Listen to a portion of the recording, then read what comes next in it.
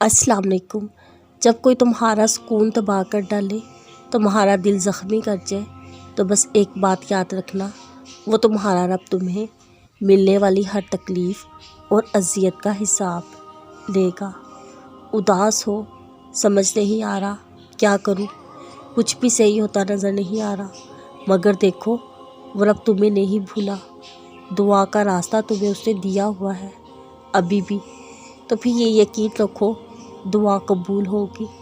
یہ مشکلات زندگی کا ایک حصہ ہے، پوری زندگی نہیں۔ دن اچھے بھی آئیں گے۔ کیا ہوا جو آنسو خشک ہو گئے ہیں؟ کیا ہوا جو اب الفاظ بھی نہیں ساتھ دے رہے؟ وہ رب تو تمہاری خاموشی بھی سن لیتا ہے۔ ایسے ہار مان کر مت بیٹھ جاؤ، سب ٹھیک ہو جائے گا، کیونکہ وہ رب العالمین تم سے بہت محبت کرتا ہے۔ کبھی کبھی صبر کی رسی تھامے رکھنے سے ہاتھ جلدی ہو جاتے ہیں۔ ایک وقت آتا ہے جب ہاتھوں سے خون بہنے لگتا ہے، تکلیف حد سے بڑھ جاتی ہے، انسان کا صبر کا پیمانہ لبریز ہونے لگتا ہے، انسان تھک جاتا ہے صبر کرتے کرتے۔ ہوتا ہے ایسے جب ارد گرد گہرا اندھیرا دکھائی دیتا ہے، کچھ سمجھ نہیں آتا اب کہاں جائے، بس جب تکلیف اس مقام پر پہنچ جائے تو اتنا سمجھ لینا خود کو کہ اب مدد بہت قریب ہے، اب بہت جلد حالات بدلنے والے ہیں۔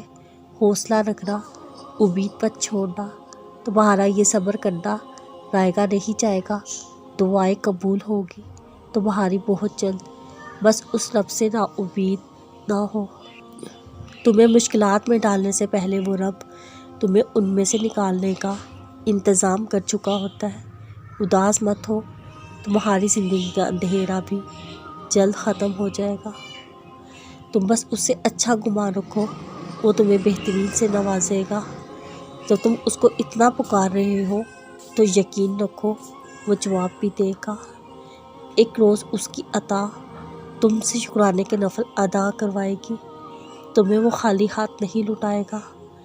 کیا پتہ جو تم مانگ رہے ہو وہ تمہیں اس نے عطا کرنا ہی ہو، مگر اس سے پہلے وہ تم سے بہت بڑے بڑے کام لینا چاہتا ہو سکتا ہے وہ تمہیں پہلے اپنے بہت قریب کرنا چاہتا ہو، تاکہ جب تم اپنی خواہش پا لو تو اس رب کائنات کو بھول نہ جاؤ۔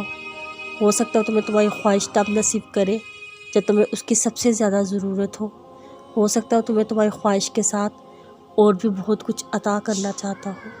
تو اس آزمائش کی گھڑی میں اس مالک پر بھروسہ رکھو، وہ تمہارے کی حصے کی خوشیاں تمہیں ضرور نصیب کر کے رہے گا انشاءاللہ۔